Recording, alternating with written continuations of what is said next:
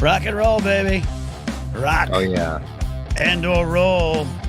It's a Friday, and I'm actually here. Got next week. A lot of comedy these days.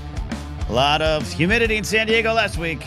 But this is Anytime with Ken and Alden, and for once, again, I'm Ken. That's Alden. You don't miss as much as you're making it sounding like you're miss. You make it sound like you're like a recurring character. You're here. I am the Otto Hightower, Season 2 of House of the Dragon. Yeah. On this show. Yeah, I hope Reese is getting the same pay rate from season 1. Quick House of the Dragon aside, love this season. Love it. Actually, I'll say this. Love it way better than season 1. And it's already a high bar. It's a high bar. And it needs more Otto.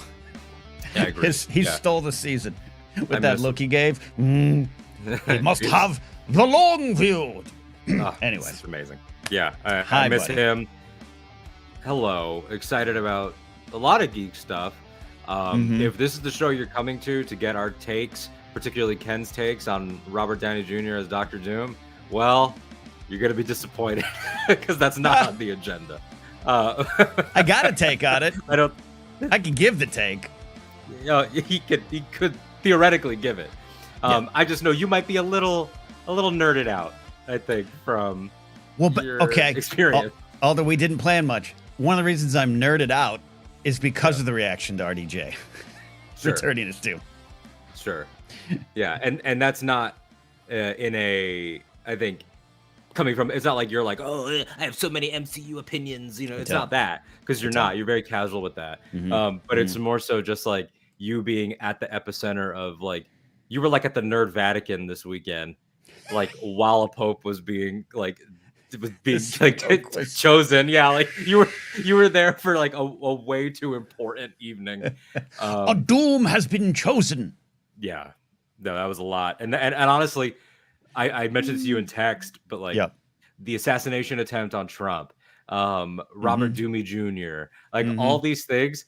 Time is so weird right now. These feel like ancient facts. Like this week has been forever. Me and a million comics did news cycle jokes. I did one the day after the assassination attempt on stage where it's just like the news cycle is insane. We will forget this assassination attempt and be talking about Haktua's reality show. Like, and that's all come true. I'm not I'm not the only comic to say it, and there's others have said it better, but this is where we're at. Dude, that seems like ancient. I saw a report today like, here's some Secret Service as an update on the assassination attempt. I'm like, Roosevelt? Oh no, Trump. That was okay. Yeah. Yeah, it was a news anchor that was like, in little over 2 weeks since the attempt on president. I was like, 2 weeks. I feel like I was a significantly younger man when I saw that news, and now everything has changed. I have new pain in my body since Trump was almost off, and yeah, that's been weird. We'll talk, a little bit of business. It's not a hard rundown like you were saying, Ken. It's very loose, and I trust you. Yeah, and we're keeping everything under the umbrella of the war of weird because it is really, really, really weird right now. And it has become sort of like the phrase "they're weird" has become a rallying cry in a lot of different arenas and realms. And since you were last on, I decided to take last week off too because of Comic-Con, even though I wasn't there. I was like, I'll use Ken's trip as an excuse. No, that's smart. The ticket changed, which we said 2 weeks ago, like, hey, we're not going to get too much into this because it feels like something could happen. It did happen. And thankfully, it did not unravel the entire everything like people thought it might. Doesn't really seem like these legal challenges are happening unless they. I don't know when you want me to dive in. No, please. I mean, that sounded like more aggressive than a minute. When do you want me to talk, Alden? No, I can't say anything anymore. Yeah, jumping in on that. Yeah, no, the legal challenges were my big fear, and sometimes your fears don't come true, and you have to accept that as well. And Right now, it seems less and less likely. And I'll say this: the current unification behind this new ticket and the enthusiasm. I don't want to say it was a surprise. I think that would be insulting to even folks like you who are calling for it, Alden. But it's been welcomed by me, where I didn't think that kind of existed. And I do agree. Of all people, John Bolton said this on an interview with CNN the other day, and I agreed with him. Where he's like, and I'm paraphrasing, he was kind of like, Democrats need to calm down. And I took that as we still got to score, which is my big thing. We are not in the end zone, and but that doesn't mean temper enthusiasm. Sure. But we still got a game to play. But all that aside, Alden, that's crazy that was like a week ago.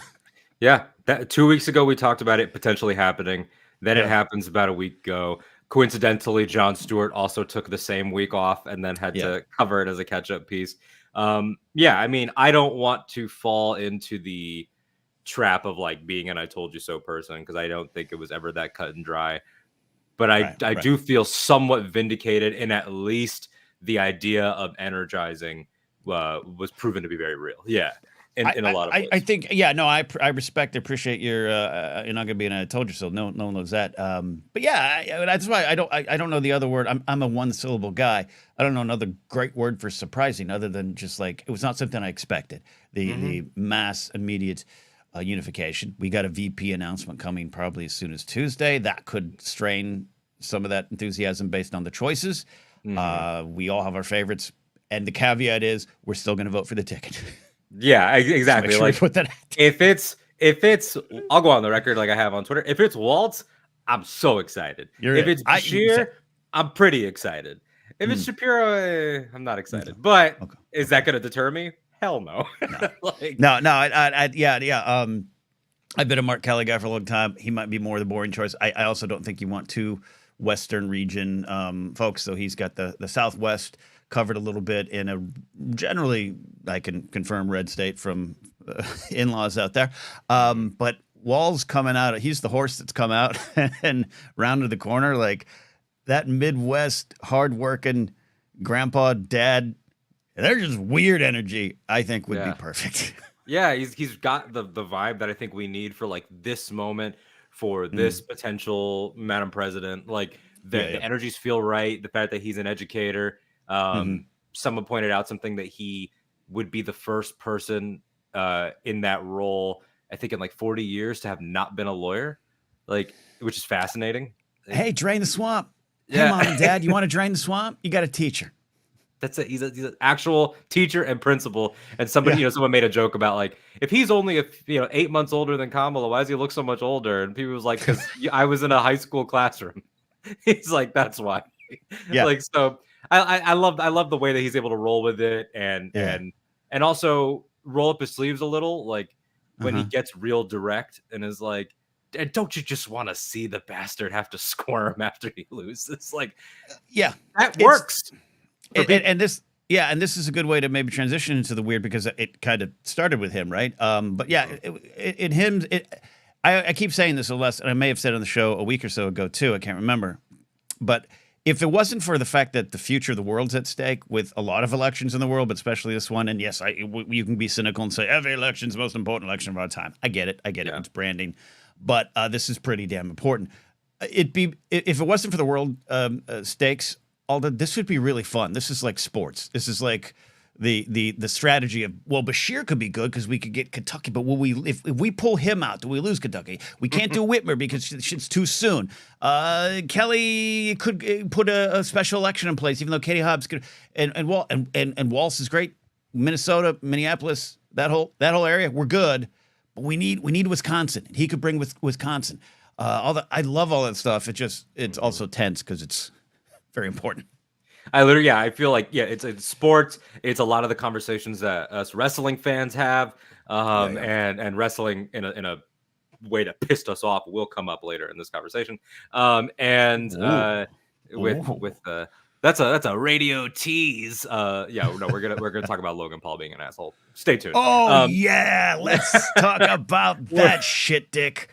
We're gonna get there. But it also, like, to tie in, with our earlier thought about dragons, like, I feel like we're sitting around the council table like, debating about whether or not Rook's Rest is a castle worth our attention. Like, it's like, no, you do need the Rook's Rests of the country. Lauren Roma says, I'm here to trash talk JD and chew bubble gum, and I'm all out of bubble gum. Oh, yeah. Lauren, if anyone, get your couch jokes in now. I was saying to Ken off air that in the same way that every comic around the country probably like immediately started writing an assassination bit, the couch bits just have to be couch bit stock rising at all clubs. Dolphin dating jokes is a lot. Yeah, I saw that. I'll follow your lead into the weird. I saw Mark Ellis debuted a clip of an Olympics bit, and I was like, "Damn, he wrote that fast!" Like he got that out quick. See, I was I did my Haktua news cycle girl joke, and I had tape of it. And I was like, I got to get that out tonight, and then I missed the opportunity. And Erica Rhodes, who's a way better comic, had the clip out by the morning. I was like, you lost. She's good. She's real good. She's good. Erica Rhodes is great. So yeah, weird. We'll get to some more business stuff later on. Okay. We'll get to the Olympics as we sort of transition out of this, but we're going to talk about this overall for our purposes as people that are definitely not on the side of Trump. Kamala, energizing, exciting. As of Daily Show, 200 million raised. I think it was like as of last week, 30,000 new volunteers. Like, we're rocking and rolling. Great. Awesome. But the thing that emerged that fascinates so much of us is how simple the attack really needed to be. It feels like after 8 years of us trying to be like, but you don't understand the steps of fascism, the crawl of authoritarian leaders and the different manipulations. All we really needed to say was, what a fucking weirdo. And that has suddenly woken some people up in a way that like is so ironically simple and dumb. And I want to give what we call the Force Center caveat, which is just a life caveat. I saw some discussion around the word thing that I understood where some people on the non-weird side will say, we're like, hey, that word can undercut some really important issues, racism and sexism and all those kind of things. And we shouldn't belittle those serious things. And I want to acknowledge that because people might have that in their minds. But I don't want to say I disagree, Alden, but I want to get your I want to get your take on it. Like, yes, absolutely. We shouldn't just simply call a Klan member, you're weird. That would undercut a lot of stuff that's going on. However, I think it's more effective than you would give it credit for. Just going, hey, you're weird, really pulls the rug out of a lot of things for me and has opened up, like you said, a pathway to just looking at all of it, just being like, it ain't working. You are weird. You're weird. And then they can't, there's almost like a non-comeback. It's almost, you become like, I know you are, but what am I? Like, you can't, it's been very effective. So while I want to acknowledge that conversation, yes, there's obviously some serious issues here. No one saying the weird stuff doesn't understand the serious issues, but it's been great branding. Great branding, Alden. Yeah, it has been. And I'm looking for it right here. I apologize, everybody watching the video version, for me being a late millennial and scrolling through my phone. But there was a great tweet about sort of how these fascists and people that on these extreme right movements, they just do not like being laughed at, and how effective that is for rattling them. Because it isn't just about waking people up, potentially turning some voters or getting your voters mobilized. It's also about throwing them off their game, which was a big thing with, remember the ancient world where Biden was the nominee all of 2 weeks ago. He was being, that was the story of the debate, beyond the stumbles and old and all that, which I think got oversimplified a lot. I think a lot of people still will always look back on it now, unfortunately, as they bullied him because he was old and, whatever. But it was more so who can rattle who and who can throw who off the game. And what we've seen now, especially Trump going to this event with these incredible journalists, that holding him to account, and a room full of Black professionals saying the things that he said because they have nothing. We are saying weird while doing work, and they are so angry and offended by it that they're scrambling. And what we realize is that they have 3 moves. Many of these are JD moves, so this is a great way to bring him into it. It's they don't have kids, so they don't count, which is just absurd. And it's the women shouldn't laugh, and biracial people are liars. That's their strategy right now. You can't be mixed race. You should have kids. And if you are a woman with a cat, you're, I guess, the devil. I don't know. And it's not that they had great points before, but they were able to sort of rely on our own defeatist mentality and the lack of energy, I think, to not have to work as hard. Yeah, yeah. And that clip is great. And I forget who said it. I thought it was someone that either used to be in Trump's camp or maybe it was Mary Trump. I don't know, said that, like, regards to that clip of Trump going before those journalists and everything, that this is him. You're seeing behind doors Trump, who hates it when women challenge him. Like, it's specifically when a woman challenges him, it really rattles him and gets him upset. And you're starting to see that Trump emerge. So it's even almost a worse version of the social media version we've seen for years. And I think that had to do with what you're saying, just the rattle, the ability to rattle. And I think weird falls into that. You know, if you're in a store and there's a dude in cargo pants with work boots and he's got pistols strapped to his legs and he's got an AR-15 on his back, he wants to be viewed as intimidating, free, and powerful. And if you just look him in the eyes and go, dude, you're weird, what has he got after that? Yeah. He still has guns, but you know what I mean? Like that's why I think it's so effective. He still has the guns. You're just talking this truth. It's a shortcut to, dude, your 4x4 is painted with a buff Trump pulling his shirt open while Jesus smiles. Like, what? You're weird, dude. Like, nothing you say after this matters to me. And it's part of that. And our buddy Ken Bloom shows from chat every once in a while and has said this to me personally, of like, you can't talk sane to crazy, that statement, that thought that's out there. It's kind of the shortcut to that of, hey, there's nothing I can gauge you on, fake soldier. Like, can't do it. You're weird. Bye. Yeah, I found the thing here. It's somebody had said, when we're calling them weird instead of scary, and you can watch them wither in real time.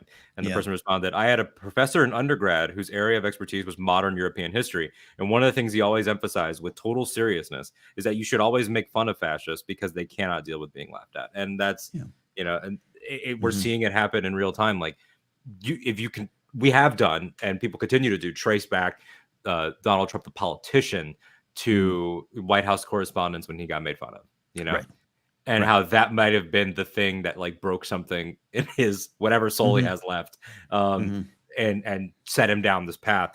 And we're sort of seeing that being righted by very similar easy jabs. And now Kamala setting this, well, she didn't set, but they have set the September debate date on ABC, and her saying, I'm there whether he shows up or not. It's like, finally, they are on the back foot, which they have not been on in probably since 2020.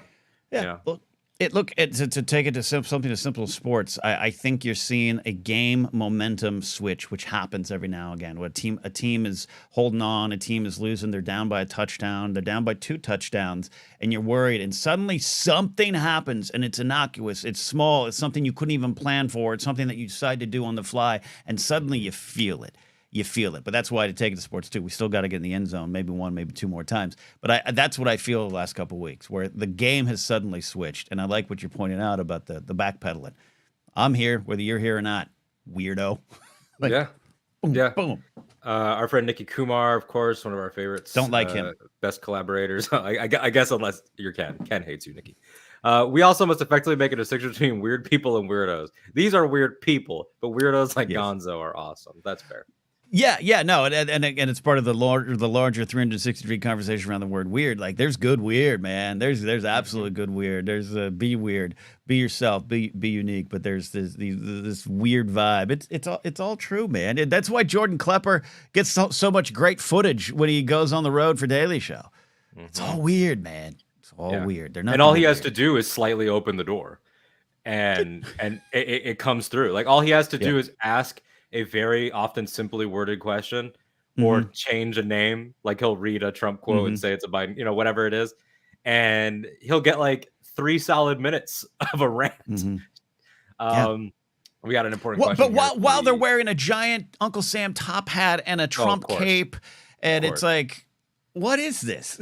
Yeah, like, of course. I mean, we saw this after the assassination, where it was like, how dare anybody bring up anything about violence in this moment while they've got their pickup, the bed of their pickup truck is Biden bound and gagged and everything. Right. Like, it's insanity. Yeah. Dylan Barry has an important question for you. All this Okay. football talk, is Ken playing college football 25? No, college sports are nothing more than after-school sports to me. They're auditioning for a job you want. I've never liked college sports. I thought NCAA has been as dirty as the day is long. They've worked to change some of that in terms of athletes getting compensation, everything. I've always disliked college sports. It's one of my things. It's one of my, like, 7-Eleven, Del Taco, after school sports, man. I don't want to watch kids practice for a job they want. They're after school sports. That's really funny. I'm sure that there are people that would be irate at you saying that. No. This isn't new. This is pre-internet, Ken. Yeah. I felt this way for like 35 years. It started near fistfights. But see, there were, and again, the NCAA has gone. They've tried to change a little bit, but the NCAA is almost a moot point at this point. But a friend of mine has since passed away. He ended up being an LAPD detective. Great stories around him. He was an offensive lineman for big schools, like Division A schools, and he told me, because during the early '90s, you'd come to your dorm room on Monday, there'd be a wad of cash in an envelope. When he was recruited to switch schools, the coach, a very famous coach, brought him to a bar, pointed at 3 women, and said, "Choose one now, and I'll put you on our team." It's been dirty as the day is long from the beginning, and not, by the way, not that other sports aren't or in NFL, listen, but there's this weird. They're just kids chasing their passions. 2% maybe. I don't know. It's a whole thing, Alden. So no, I'm not playing the game. No, he's not playing it, and you know what? You're a moron for playing it, Dylan. No, you're not. No. But it's a better game than Madden, is Dylan's rebuttal. I wouldn't know. I've never played it. Have fun with Madden. I never played any sports games. The only sports game I played was SmackDown versus Raw, where I could hit guys with 2x4s and kendo sticks. So I wish you could do that in Madden, or it's a real sport. College football. Yeah. Yeah, absolutely. So there's a lot of this with the weird, a lot to unpack, a lot of great comments. Yeah. Jared the Dark Jedi, don't joke about political violence, the party of insurrection, and a weird Punisher. See, and that's the weirdest thing too. And we'll jump later on to the whole Olympics, the opening ceremonies, the stuff going on in the women's boxing. But that Punisher thing too is like, trust me, a lot of my old cop buddies, they have Punisher on their phone. And it's like, you don't even know what that means. You don't get it. And when you try to explain it to them, they don't adjust. Like, I'd be embarrassed if I I'm a Punisher. Like, oh, that was made to make fun of you because that's wrong. Let me take it off. Yeah. No, they dig deeper. It's weird. And as written, shout out all my comic nerds, either in the comments or watching after. Everyone knows. Everyone has a Punisher argument ready if you grew up reading Marvel comics. Punisher not only parodies police, he hates them. The character of Frank hates them. Yes. Anyway, all of this culturally, this shift of some pep in the step, a little bit of swagger. The Obamas finally endorsed. There's reports on whether or not they had their own designs. Doesn't matter anymore. Here we are. Everybody backing Kamala Harris. The social media presence obviously skewing a lot younger than Joe's team ever did. Charlie XCX getting in on it with her Brat record and just like everything that's going on.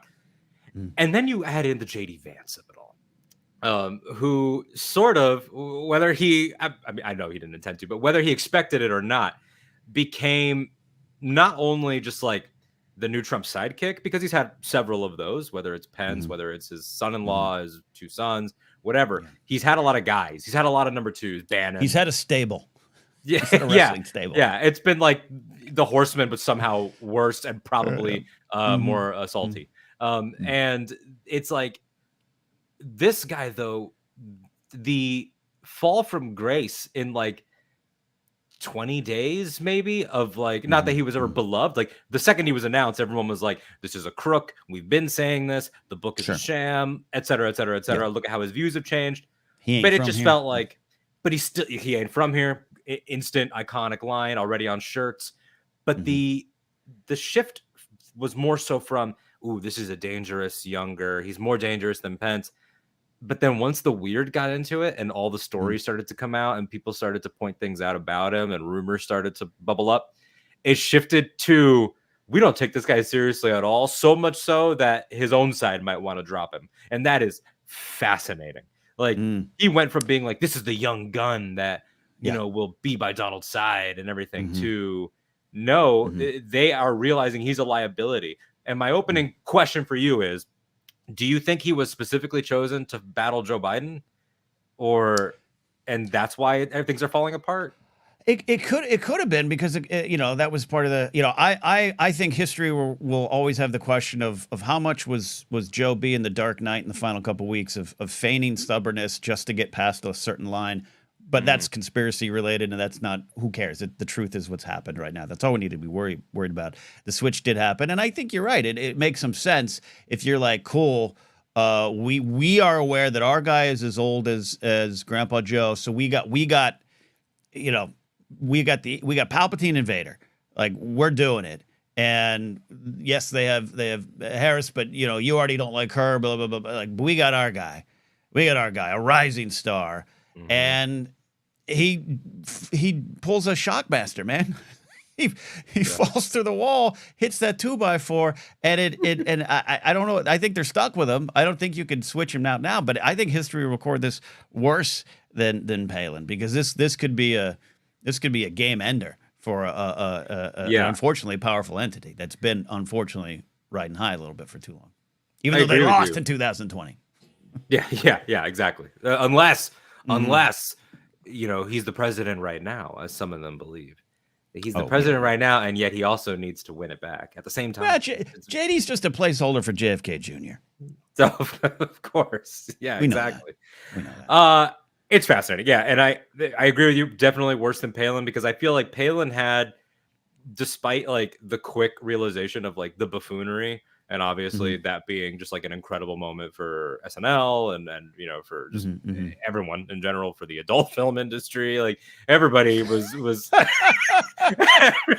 I wrong? Like, am I wrong? I didn't click on those ones in Porn IQ. Okay, I don't know what you're talking about. I don't want to tell anybody to go look anything up, but what I will say is that one of the biggest adult films of the 2000s was Nailin' Palin.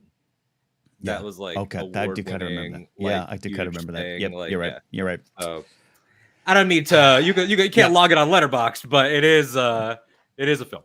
Not that you haven't tried. All right, got it. Not that I haven't. You know what? If I could.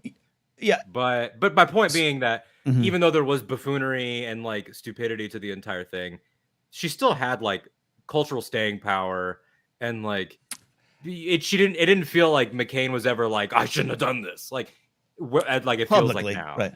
Yeah. Maybe not. Well, and again, as I say it for anyone who's jumping on new, me, longtime conservative Republican suburban kid, voted for McCain, still say I would like, in general, I like McCain in general. He's definitely, there's some stuff on his record that I would disagree with. I want to, caveats. But that was the start of a big change. And this isn't a defense of the Bush era either. I don't know if I would have my vote either now. Who I am now would not do that. But you know what I mean, Alden? We're like, that the launch, the Palin thing almost to me launched the era we're in. I'm not a historian, but McCain had a good shot. I'd say it a great shot. And then he does this change up of, you know what? How about a woman? Huh? They got a black guy? We got a woman. Yeah, and there was 3 days of Democratic panic. My friends were texting me. I've said this before in the channel, I know. But they were like, oh, my God, genius move. And then she started speaking, right? And I'm not even talking down to her. I'm just like, it wasn't even that. It just was like, are you even prepared for this? That to me started. It took Mike Huckabee, who used to come on and talk about, I had a very liberal friend too. The dangerous thing about Huckabee is he's got policies and he can explain them. That turned him into, let me play bass on a late night show. And the Republicans, I always felt they looked at Obama and they're like, we got a young hip guy of the future. We got to do it too. And they're dancing. It's like Roger Stone trying to dance, and that started the weird in a way. To me, I look at the Palin thing as starting the weird, and Vance is the end of it. Hopefully. Yeah. Vance is the fun. 100%. It's like, it's worse, and you're right. Shutting down the shop now. You're right. You got people agreeing in the comments. Harrison Gibson here, 100% agree. We're coming out of Palin and the Tea Party movement that followed her in 2010s. Yeah, I mean, that's exactly. It was the, what can we get away with here? Maybe we could drag it this way here. I saw a great comic, and I wish I had saved it. It was like a 4-panel comic that was like, the Tea Party was like this little dinosaur that they had on a leash. And then like as it got bigger and became what it is, it just turned around and ate them because that's what happened. Like, and you know, leopards eating faces. There's 100 different ways to say it, but it is, we've been on this slow descent of like, does the Republican Party as it was even exist anymore in anything but name? Is it really two entities? Do the Never Trumpers even have power? Like, are there enough of them? Like, I'm curious if, you know, by the time I'm 38 instead of 28, like, will the Republican Party even exist in the way that it does now? I really don't know. I don't know either, but you're right, and this goes to the, you know, the normal Republicans, and I think at some point there are, because I know a lot of them. You know, I was generally a very good-hearted, still hopefully a good-hearted person. I kind of like Yalden, but this was how I was raised, and then the moment your world starts changing, hopefully you change with it. But you could still have certain tax policies. You could still look at some border issues. You could still look at the defense of the country. But it's just the best way to do it. But it's like I think again, it all became a big giant joke. It was the unhip people trying to be cool, and then policy stuff was lost. And then it was never. Then it became cult of personality in a way that I don't think led to Trump. Right? There's always been cult of personality. I think Teddy Roosevelt, FDR. There's always Reagan. JFK. Cult of personality is a thing. Cult of personality, but it just became a steamrolling ship of self-parody that's ended up in self-parody that I hope ends it. Yeah, and now this is the conversation. Like, we're talking about it. Like, it doesn't matter really if JD Vance actually did bang a couch. It doesn't. The dolphin stuff. Like, none of these things. Like, the thing that we're realizing is that these things. It's not whether or not we can prove it or pin him for it. It's about the fact that it seems plausible at all. Like, what? It's about the fact that it could persist and not be like, if tomorrow I heard Obama bangs couches, I would be like, Barack Obama? Nah. And I feel like that rumor would go away in 2 seconds. But here's the, all that I can't believe I'm going to say these words. Can we dive a little bit more into the couch fucking? You know what? I want everyone to drop their couch fucking thoughts in the comments. Okay, this came from his book, right? What's the context here? This came from his book, right? Was this kind of some self-revelation? I don't know if it's from the book, to be honest. And to your point, it almost doesn't matter, right? Because it's not. It's fact. And I remember actively I was, you know, myself, Nikki Kumar, and our friend Reed Devaney. We are in a group chat, talk every day, and all three of us were like, not quite sure how we got to the couch thing. It's just like it's like we started in the middle of the bit. Yeah, we started. Yeah, write your screenplays, kids. Start in the middle. Never start too early. The thing is, like, if this goes to the weird thing, the fact that maybe there was some sexual exploration as a youth, and he was trying something, maybe learning the angles, and the couch looked inviting. Who hasn't looked at a sock as a young man and thought, "What can I do with that?" Right? He's not even cool about it. This isn't a story about my sexual exploration and I didn't know what to do. I was raised this way, and you know what? The couch helped. It's not even like, it's not that. It just comes off as weird because young youthful sexual exploration, maybe it shouldn't be the thing considered weird, but you having to stand up there as a 40-year-old vice presidential candidate who's the future of a party of purity, having to explain, I didn't try to fuck a dolphin. It just we're beyond the pale of weird now, and that's why it's so perfectly accurate. And his shockmaster-like fall. We haven't gotten to the cat ladies, and parents should have more votes, and all the actual dangerous policy ideas that are weird. But starting with the couch, that's the point of the whole weird thing to me. Is now you don't even get to own that conversation of no, here's what happened, or I had something going on, or I was exploring things, I was young, It's just probably weird. Probably and look, weird. Like, my brain throughout the whole Trump era has often gone to the stupidity of evil. I've spoken about this before on this show and other places, and to you in private. Like, my age bracket of the 20-somethings, we were raised a lot on dystopian fiction in a lot of ways, whether that's in what got popular, what we chose, things like Hunger Games, obviously, is probably the biggest example. But I remember as a kid reading, you know, of course, your 1984, your Gathering Blue, your Handmaid's Tale in high school, all these things. And every single time they emphasized how this evil would come through shadowy deceptions and sleek, intelligent, long game type thinkers, and that they would, or even one George Lucas, like they would get, you would get them to hand away their democracy willingly and with applause and all this stuff. And so like we've been trained for like this real 5D chess of a battle, and instead what we get are these alleged couch fuckers that are loud and spray tanned and like really gross and like. Go ahead. No, well, in terms of that meme that went around that actually it applies to a lot of TV shows or movies or trilogies or something, and it drives me insane because a lot of people use it for Game of Thrones and they're wrong. But the very detailed horse, and then the less detail, and then the last part's just a cartoon, right? Yeah. And that's season 8. You're wrong, everybody. You're wrong. But when you look at the Republican Party, because this is a conversation we were having a little bit last week, and I've had off air with friends of like, what is the Democrats' long-term plan? What is their Project 2025? What is the long view, as Otto Hightower would say? But the Republican Party, from either the party switch to we need to pull in the Christian, the moral majority. We need to tie that all in. We need to, if you, like my parents think, if you vote Democrat, you're voting against God and country, right? And that's been a long plan. That's been a let's do this, the Southern strategy, all that stuff you can read about. Then it's ended. It's slid into this. It slid into the cartoon horse's ass. 100%. And I think.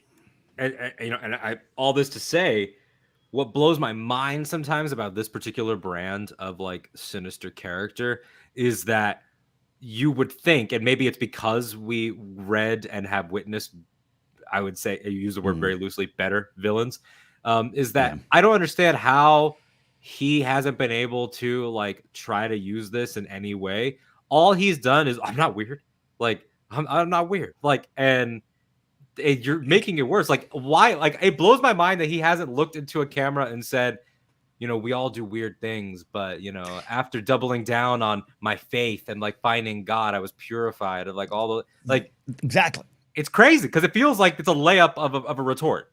That's kind of my point of like, for his base. I was 12. I had my first orgasm. Was this like there's no actual meat to his conversation. Oh, yeah.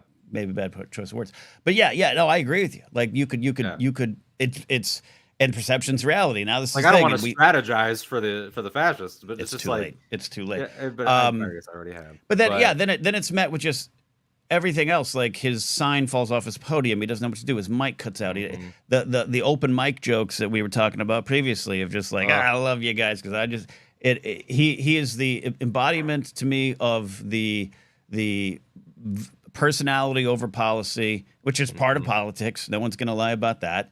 No one doesn't understand that. But it's the personality over policy. It is the what have you accomplished or what have you tweeted or what have you posted. It is the culmination of that to me, where that's all he's got.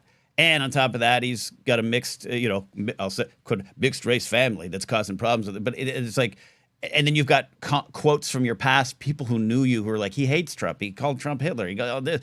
And it's like, so it's all just reeks of insincerity, and it's shown up, and it's just weird. Yeah, no, it's fascinating. It really is. Jared said if he was smart, he would have already hit the I did not have sexual relations. Yeah, you would think, but he doesn't have. I mean, on the level of an orator or an orator, depending on who you ask. He's bad. Like he went out and bombed. He's at bad.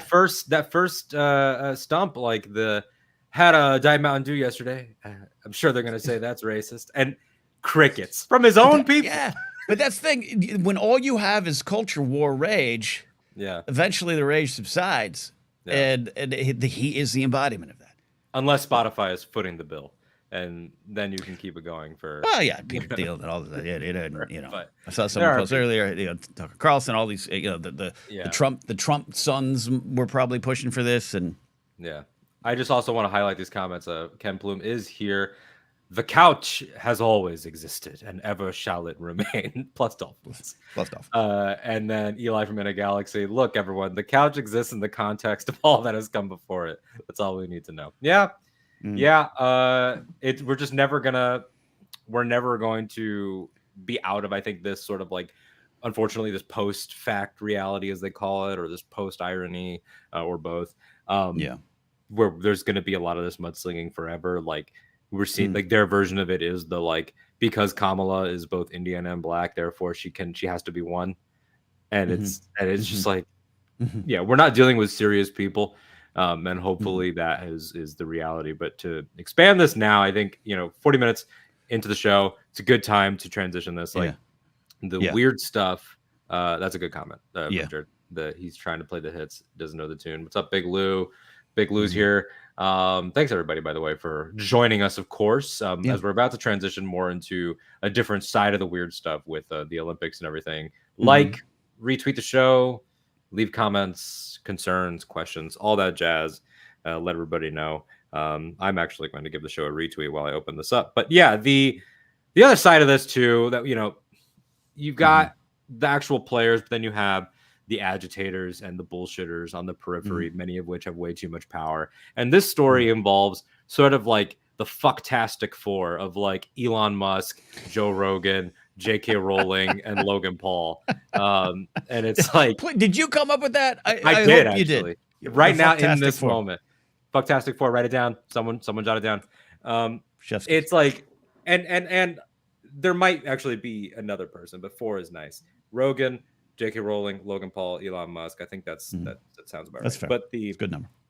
The whole Olympics kerfuffle. We could touch a little bit on the opening, which that's where we could also roast in guys like McAfee, who, it should be about the sports. Yeah, man. That's why the opening is not an event.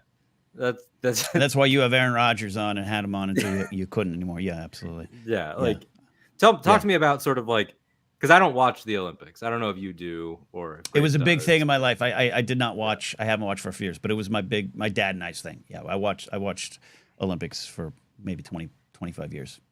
So what are your feelings on sort of the because it's always been related to the world, right? I mean, like I watched the Iron Claw, and there's a scene about how Kerry Von Erich couldn't compete because that's when they pulled out because of Russia, and so it's like there were 80 something, not 80. So like it's always reflected. Lake Placid was 80, gotcha, It's always reflected the world, and where we're at in history. So where are you at on that, and a lot of the initial nonsense? The opening ceremonies. I think the world is too cynical for the opening ceremonies in the Olympics, and plus we know more, and there's a lot of when the Olympics come to town, what damage does it do? What positive stuff does it do? We have them in L.A. soon. We'll see how that goes as they return to L.A. That's a conversation for another day. I am a fan of sports. I'm a fan of accomplishing your goals through discipline and training and competition, and I love them. I really do. You can be moved by them if you're allowed to let the stories climb in. But the opening ceremonies have always just been like that thing that, all right. So it got turned into something more. I don't know where to go. Alden. It's indicative of the times. I saw a meme the other day of the 5 horsemen of the apocalypse, and the 5th one was misinformation. And I saw that play out where, like, I said this a little bit on my morning show and the Blathering this week on my own channel. Like, I saw it in passing, and I wouldn't have immediately said, "Oh, it's the feast of Dionysus." I couldn't even say Dionysus. It's the Greek god Bacchus. I don't have that knowledge on the front of my head. That's not an area I study a lot or pay attention to. I would have gone like, "Oh, it's the Last Supper," and the fact that people react on that, they just want to react, right? This is what we know. And I over the last few days, I have intentionally gone to my Facebook page to find which one of my longtime friends I'm going to delete. I've done 1 or 2 every day, from the opening ceremonies to now the boxing thing. And it's not necessarily their opinion or a take on it. I'm not deleting you because you don't want, because you want to make sure no one's making fun of God, right? I don't immediately say that and be like, "Hey, you're out of here." I can understand that from a certain point of view, but I will delete you if upon learning further information you dig deeper and dig your heels in. And I saw a ton of that. Even just with the opening ceremonies, of once more information came out that it was this hodgepodge. And look, the organizers eventually apologized. That makes it a little more muddy. But the fact that it's the Last Supper's not in the Bible. It's a gay or mostly gay Italian artist painted a picture of white Jesus having dinner, right? And that's not that photo. That painting isn't in the Bible. And so the fact that you only stop through that. at that point, and you don't dig deeper, and then upon getting more information, you still hold true to this, and the fact that your own party has put out Trump Last Supper photos, that the Sopranos did, the Battlestar Galactica did. I was at a party in 2010 where a lot of famous people in the nerd world now did a Last Supper parody photo as in their cosplay. Like the Last Supper parody photos been around for a long time and will still be around. So I was deleting people for that. Then it moved into the boxing thing where it got even a little more horrendous, right? I would say a little more, a ton more. Yeah. That's why I was deleting people. You're so into the culture outrage that you can't even have a not only reasoned take, but you can't allow additional information to change you.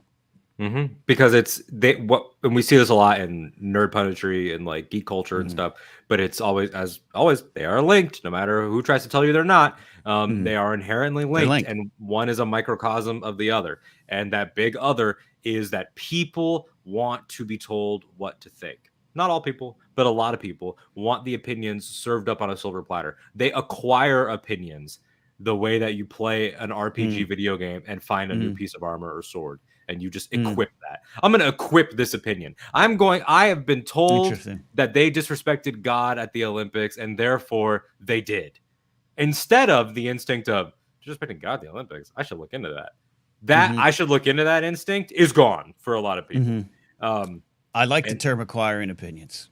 Acquiring, that makes sense to me. We talk about it a lot in different chats that I'm in just with friends, some who are here, like Jared and Jerry, who shows up all the time, and like people like they just like when you meet a Star Wars fan, you know how it is, man. That's why you wear less Star Wars merch than you used to. But like when you walk outside and someone's like, "You're at Target, oh, big Star Wars guy, yeah. What'd you think of this?" And you're like, asshole puckers. Like that's because you know that is a person that has acquired an opinion, and now they are going to test it in the field. That's what it is. They are testing of the opinion. But it's yeah. No, I like what you're saying, and I hate to dumb it down back to Star Wars, but yes, the amount of times I've had that like friend who's reached out and I didn't watch Solo. Well, I heard it did this. Well, that's not your opinion. Yeah, that's some YouTuber in a car. Yeah, exactly. Like, yeah, exactly. Like, so why not just go? So that instinct permeates all of it. Like, well, I heard that they're doing this. Like, no, why don't you try? So it happened with the opening ceremony, and I think, McAfee and all that, who I'm already tired of as a wrestling fan, but just in general, this whole like, well, we just wanted to be about sports.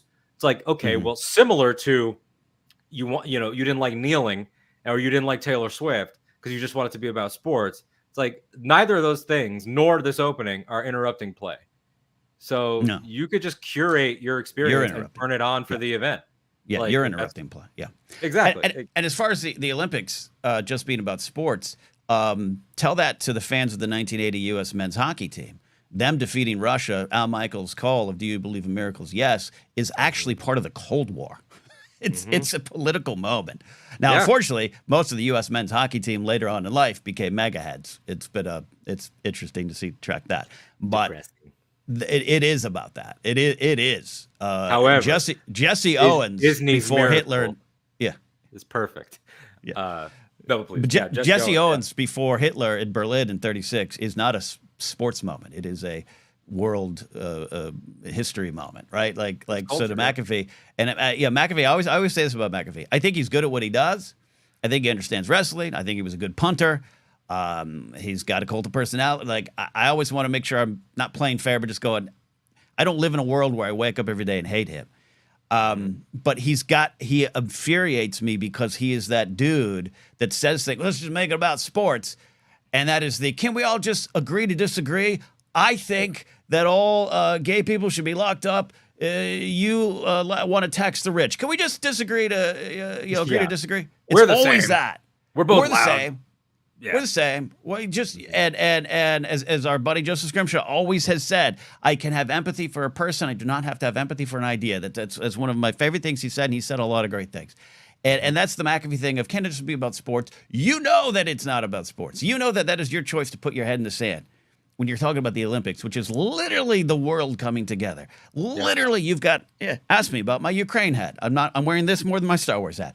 You got Ukrainian athletes competing for the survival of their national identity. You've got so many athletes in the past who've not been allowed to compete. Like the Palestinian teams that are out there right now, you know, while unprecedented bloodshed in their home and people litigating whether or not they are people, they are still there. Quick though, tell us about your hat and the symbol, because I wasn't sure what it was, and I meant to ask and I kept forgetting. Yeah, there's a YouTube channel I follow called Reporting from Ukraine. I it's weird to say that I kind of forget that it's such a simple title that I always forget what it is. But it's a YouTube channel, Reporting from Ukraine on YouTube, and it's just front of the line updates daily. And they always have a shop to help support. Anyways, I bought this hat. So my late grandmother was from Kyiv. Her sister, that I never met, my grandmother's sister, was lived in Chernobyl from before, during, and after. As people know, my grandfather's Circassian, but I grew up being called Russian because that was the Soviet Empire in play. I bought this hat finally after completing the CNN doc on Netflix, Turning Point, The Bomb in the Cold War, because it's 9 episodes of how not just horrendous Putin is, but how dangerous Putin is.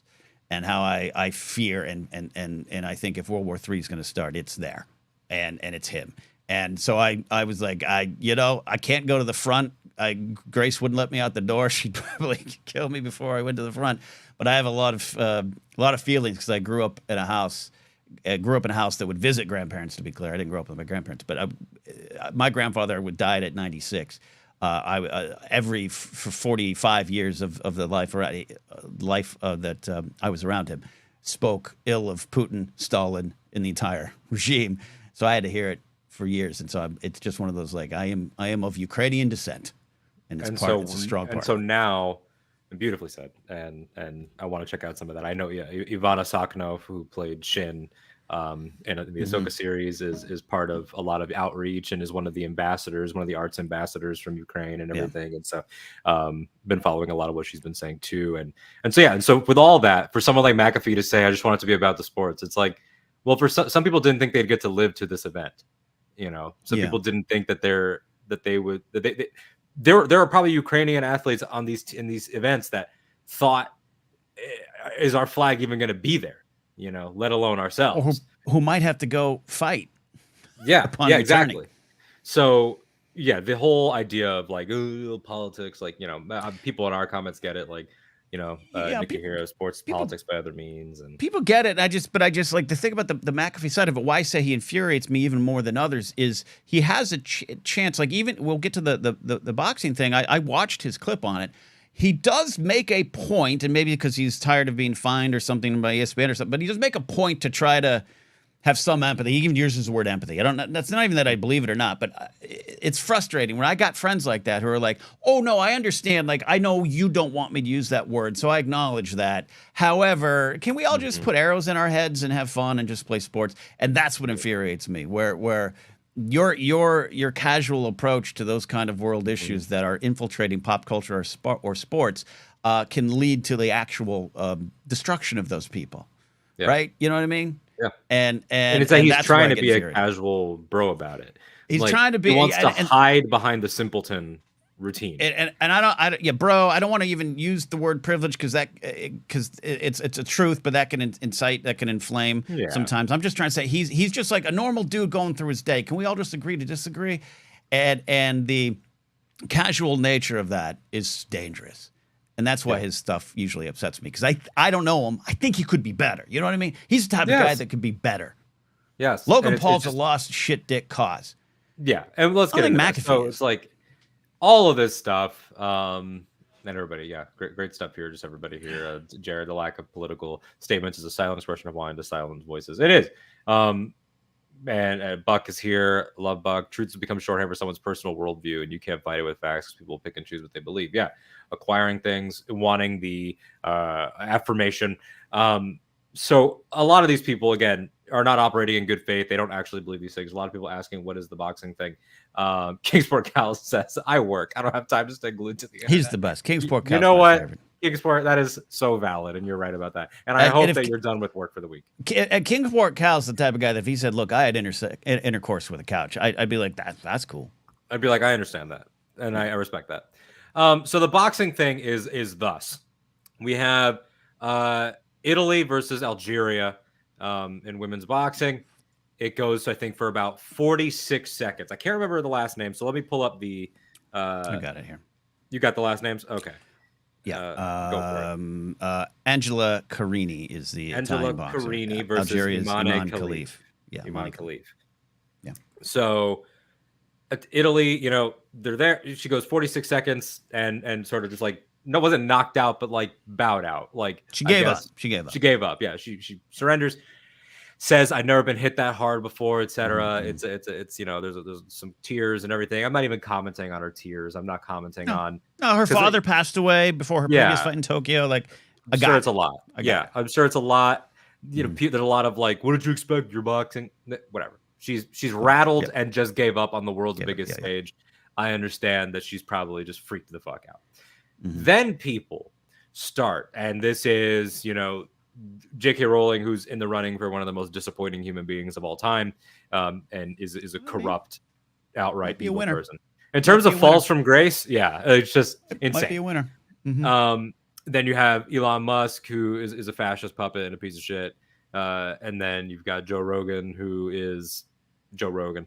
And then Logan Paul, who is just like he is enabling someone personified. He is what happens when you enable. He is so horrendously stupid. And I said earlier in the show that it was going to bring wrestling into it because, unfortunately, he is also a WWE superstar, as they are called. He is a professional wrestler, and unfortunately, pretty good at it. Unfortunately. No, he's great. He's great at it. Yeah, no, unfortunately. Hey, but trust me, as someone who's been in and out of wrestling since 2001, that tracks. Yeah. The worst of us are good at pro wrestling. Yep, that tracks. I've seen that many times. Yep. So they all immediately start with this transphobic, hateful, bigoted bullshit about how this is a man, this is a trans athlete, this should not be happening. Logan Paul called it the purest evil. Everybody spreading these falsehoods about Kalani's background, and one Google search, and Google kind of sucks now, but any search, an Ask Jeeves search would have delivered the basic truth that this is not just a woman, from birth, not just a woman identifying as a woman, a woman from Algeria, where it would be literally illegal for her to be what you are suggesting she is. You are so bigoted and hateful that you are suggesting that the nation of Algeria, where being queer is illegal and being trans is illegal and would land her in jail, that they selected a trans person to represent them on the world stage. So logically bankrupt from every angle.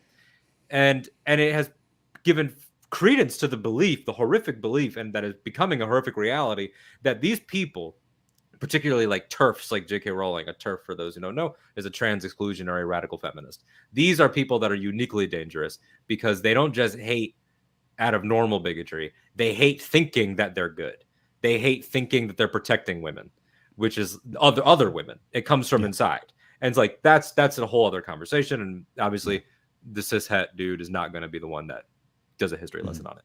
But it has now extended to, not only do we hate you for being what you want to be, we are now going to tell you what we think you are and hate you for that.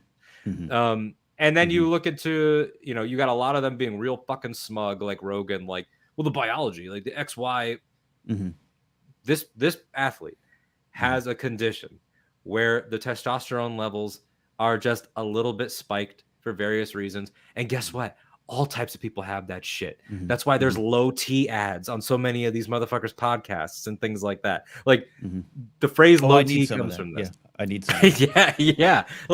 Women that are going through menopause, during cycles or whatever, our levels are never going to be a constant across all humanity forever. Right. And if the IOC thought it was fine and let her in because this is a woman, why? Because she laid the smackdown in less than a minute? It's the Olympics. Yeah. Yeah, I'm pissed about this. This really pissed me off. No, as you should be, because there's 50 ways you could dive into it, and it all played out online in mere seconds, right? And I always say I try to talk as carefully as I can, and sometimes when I'm like, hey, let's give the full context of the picture. I want to make sure people understand what I'm trying to do. It's not even devil's advocate. I'm just trying to say, here's the whole situation. Like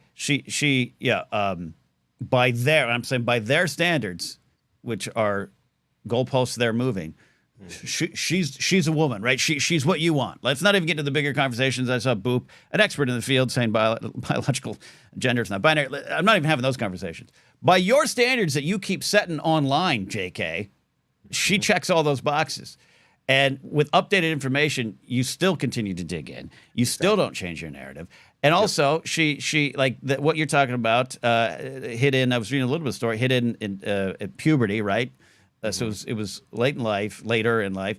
But like, she's not been. There's been like there's two boxers. A boxer from China who failed gender tests in other organizations. So if you see that headline, Alden, you're gonna you're gonna do the Rogan thing, right? Not you, but like sure, you're surface surfing, right? You're on the surface right there. You're sliding on the surface of things. If you look into that, there might be some truth to that, but also one was an organization, I think it was funded by a Russian, very rich Russian and a Russian agent, and there were some political issues behind it. Same with the Chinese boxer. If you dig in deeper, it's almost like the IOC was saying, yeah, we're not bought and paid for it. Come in to this ring and fight. There's that angle of it. Also, she's lost 5 times. 9 times. 9 times. No, she's not. I thought she was 9-5 is the record I saw. I thought she had 9 previous losses, but that could be. No, total. I know you don't. And I thought she was 9-5. Someone can correct me in chat. You're probably right. You're probably right. She's lost a bunch. Her next opponent's like, yeah, I don't care. And again, not to take anything away. I highlighted a comment I wanted to get from Jared. I thought was great about the Italian boxer. It's a great perspective on it. Anyways, without me I'm trying not to be clumsy, but you know what I mean? Like you're slinging on the surface of things and you're going, oh, what? And the fact that you've just all the, and this is my Facebook page, you all have been exposed at taking the tiniest crack to come through and go, I'm a transphobic person. That's what's happened over this last couple of days. And it's like so easily, it's not like this is a mystery. It's on the record. We know that there are these genetic conditions that some people have where this is a thing. There are women with heightened testosterone. There are men with low testosterone. There are this is just a fucking thing. So it's like, I don't understand. And not to mention all the times that when this has been a man that gets lionized or deified for their special conditions, like Michael Phelps, this never fucking comes up. Right. Michael Phelps is and was a freak of nature for his sport.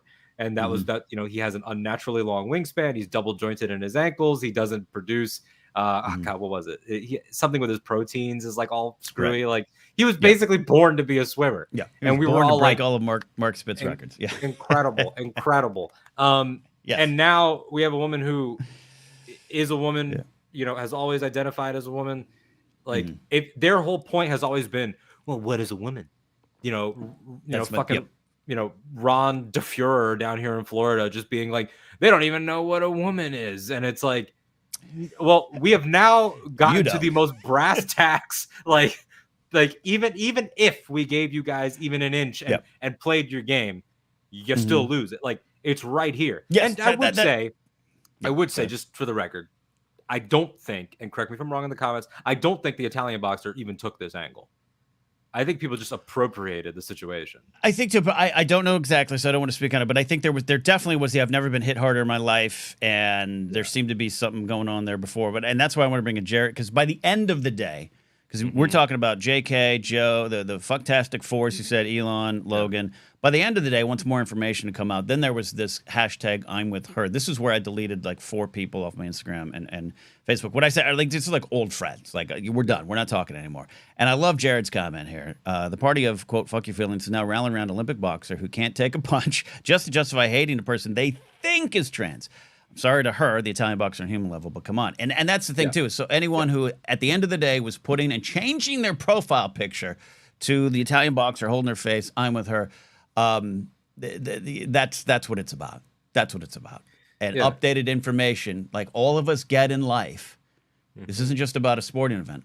At some point, you will get updated information about a situation or a person or a life decision or a life choice or history that you did not previously know. And if you can't then update your position on it, that's a problem to me. And that's what happened just like en masse yesterday. Yeah, and what it speaks to is this idea of like it went from we hate trans people to now we hate anyone that we could maybe consider trans by our ever-changing nebulous standard, even though everything, both biologically and in terms of Algeria, fucking legally and literally and nationally cannot be true. They all put out these bullshit statements. Then you got Logan Paul's dumbass who goes and calls it the purest evil, says this shit, then responds with like an oopsies, literally wrote oopsies, this, and this, still doubles down, brings makes up it the worse. XY in a weird way, makes it worse. Brings up the X and Y thing, which like, again, we've been over. And then does a fucking Twitter poll about it. And like, look, I don't want to go into a WWE rant because we'll be here all day. But like, I don't expect suddenly Paul Levesque and Nick Khan and all, all the suits there to be like, we got to take a stand because like, it's not that organization. I'm sorry. It's just not to deify other organizations. It's not that any of them are perfect. It's a carny business. It's a carny business. But like, AEW in general has done better with that and had the first trans champion in the industry and pushed back on Oklahoma for everything that happened. And it's like, I would hope for at least some of that, but it doesn't surprise me because like, these are the people that were in Trump's Oval Office, like taking a picture. This is, the company that had someone in the administration with Linda McMahon. So it's like, they are going to protect this guy because at the end of the day, what they want is prime energy dollars and they want social hits that they don't have to work for. And that's what they get out of McAfee. And that's what they get out of Logan. Not that those two guys are the same, but you know what I mean? So it's like, I don't expect any punishment for this. Meanwhile, as it's been pointed out a bunch, Sami Zayn, who is Syrian and is Muslim, has to be so subtle and cryptic about his support for the people that are being fucking genocided in Palestine.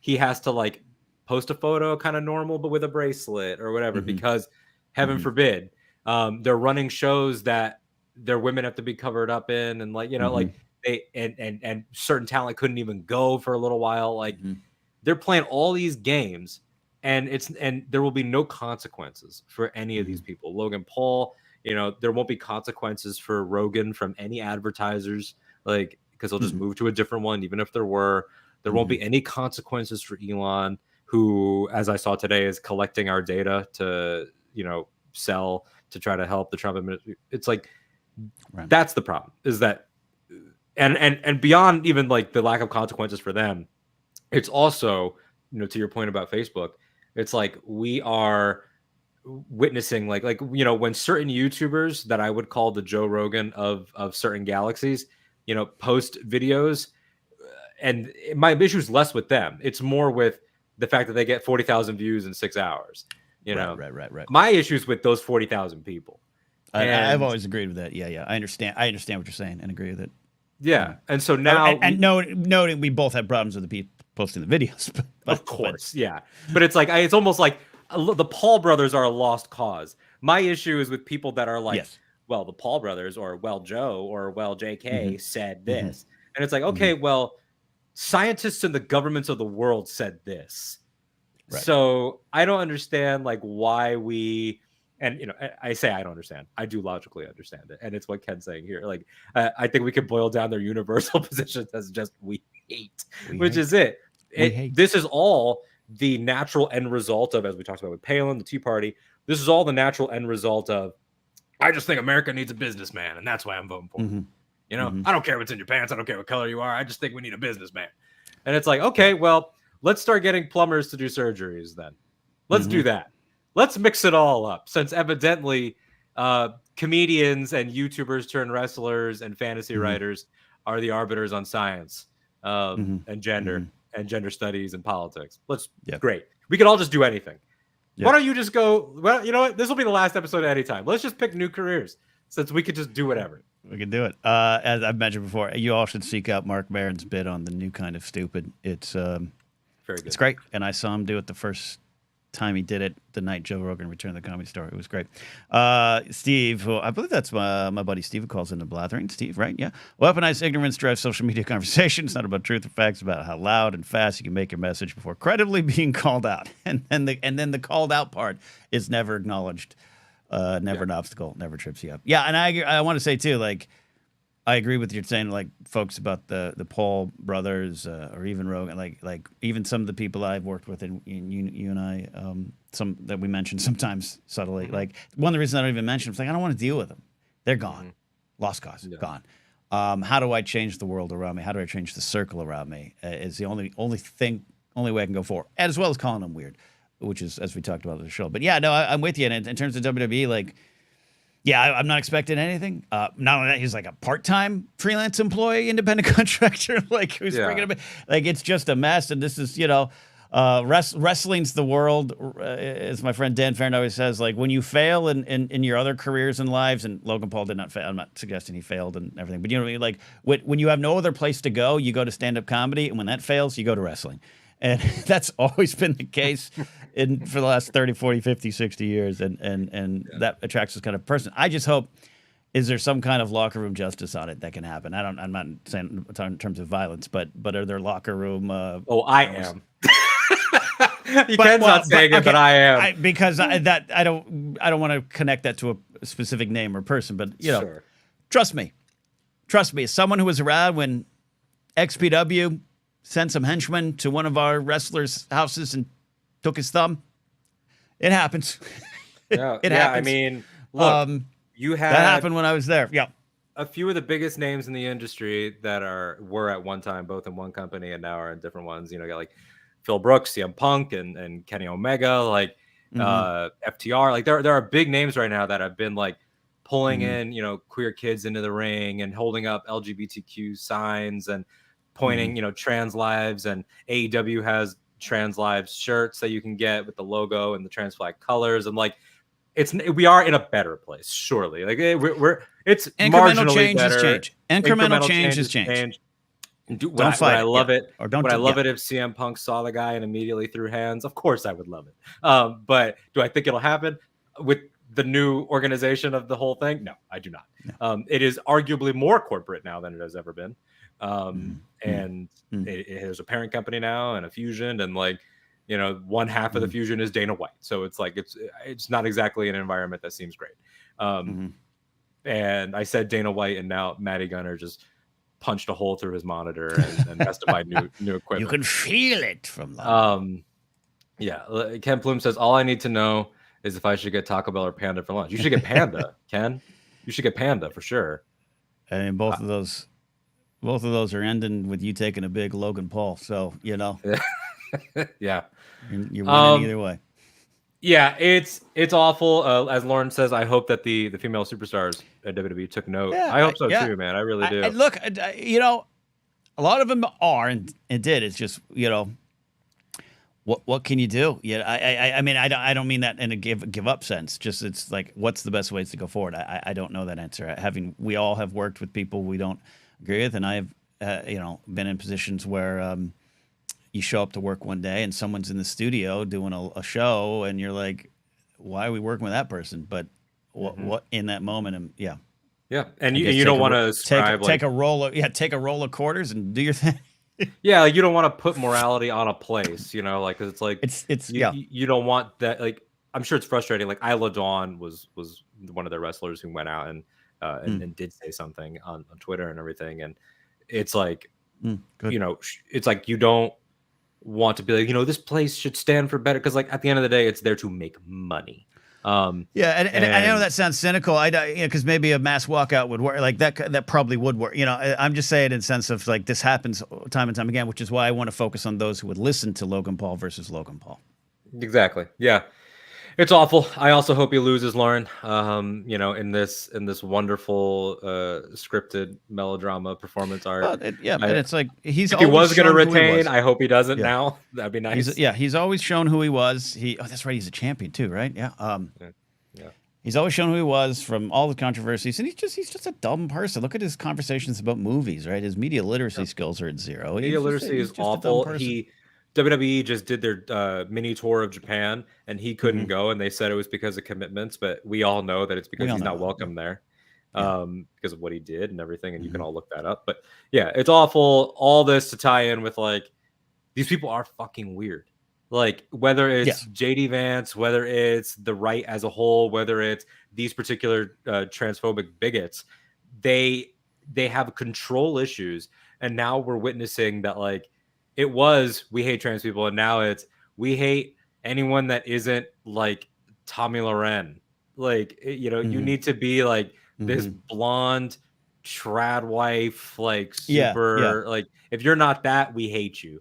Like like it's I'll be really morbidly curious to see how far they push this. Like, is it going to get to the point where like people that are obvious, like that identify as women that are like more left leaning, like are they going to start saying Billie Eilish is a boy because Billie Eilish is pro Palestine? Like, you know, and the transvestigations and it's I saw Boop had a comment earlier. It's specifically usually women of color who get that, and that becomes these weird. I don't even mean to use that, but yeah, these dangerously weird. It's dangerously weird. J.K. Rowling is dangerously evilish weird. I don't know how to say it correctly. And she was in a photo. Are people concerned she has black mold in her house now? I saw that this morning, and I can't verify it. So I want to acknowledge I'm not verifying this social media fact, but it tracks because it's all weird. It is. This is Steve. It is Steve. Thanks, Steve. No profile picture. I can't be guaranteed that it's your luscious locks behind these words. Top 5 lessons for the Olympics. Read a history book. Read an art history book. Female athletes do, in fact, hit hard. Gauger slaps. And just be good to each other. Yeah, there's a good top 5. If only. Yeah, Coop says it's already happening. Yeah, it is. Yeah. It's ridiculous. It's absolutely ridiculous. I'm catching up on some comments here. Oh, this was Sami Zayn on Twitter. Check the internet today, and it turns out everyone is really fucking stupid. And yeah, it's awful. So all that to say, this was not a positive show, but it's important to acknowledge everything that's going on and talk about how they are all weirded out. I don't want to bring these things up as little additions, little just tacked on, because it is serious and it is important, but we do want to also acknowledge been an awful couple of weeks for the business. I wouldn't say our business, but tangentially, yeah. I mean, entertainment in general, like we're all one community in a lot of ways. I mean, many people who we know are on strike right now, with the SAG video game voice acting side, that side of the guild, that contract in the guild, people that personally, people that I know either personally or through work or podcast guests, and cool people that are out there. Layoffs, 2% of Disney's workforce gone from the TV side. Bungie, a few hundred employees after their CEO was noted to have spent millions on classic cars. Should be noted. GameStop today killed Game Informer outright, and they are finding this out. They were finding it out in real time. I'm sure they all know now, obviously, but as of a few hours ago, I took this screenshot here from Alex Van Aken, who works there. And he wrote, "We can't even access the website to back up our work. It just brings us to a landing page with the goodbye message." Absolutely screwed them. It's gross. It's really bad. It's heartbreaking. The CEO who did that being sued for $47 million on insider trading. It's all really, really bleak. It's dire, bud. It's dire. It's dire out here. I'm scrambling. I think I'm holding on to a gig for only a couple more weeks. It's just like I have so many friends out there, like ain't nothing. And I have friends who are like, great, time to apply at Trader Joe's and Target, and there ain't nothing. It's and I say that as we got an election year, and there has been a recovery in the economy, and there has been more jobs. It's also because people are working 5 of them at a time. But yeah, there's It's the realities of it, which is why I hope someone like a Tim Walz will come in and be able to speak to those the working class that's suffering. Yeah, it's scary, man, and more common. The Paramount situation is going to grow. We already saw what happened at ET related to that, and yeah. A lot of it's with changing landscape. A lot of it's I keep saying that all the time. The podcast landscape has changed. You know, there's you either on the top with the multi-million-dollar deals, or you're, you know, you're nothing. Or you got nothing. Yeah. Yeah. It's really bad, and it's hard to explain to sometimes people who aren't in it. I'm sure you've had this conversation with your family, as I've had with mine, where they're like, "Well, why don't you just try this?" And it's like, I don't think you actually understand. I had that conversation the other day. I was like, great. Yeah, I did look at Target locally, just in case. I'm still employed right now, and I can't drive or work in Rosemead. I can't. Yeah, it's everything. You know, I feel utterly squeezed. I've got a day job that I hate, and you know, it's like, and you know, big picture, I'm lucky to have it. You know, you always have to caveat that so you don't sound like an asshole. But it's just like it becomes, you know, you start to question everything. You start to question whether you made the right choices. You start to get really existential. You start to wonder, like, I've said this before. Like, I feel like my not rise, because I was never like big or a big deal, but like my career path was very quick, very fast. Of like, I was answering phones in 2018, and by 2020 I was an executive producer with my own office, and like that was a quick ride. And now I feel like I've been like completely kicked off the mountain, and like what that does to you, like psychologically, it's such a first world problem, but that's been fucking bleak.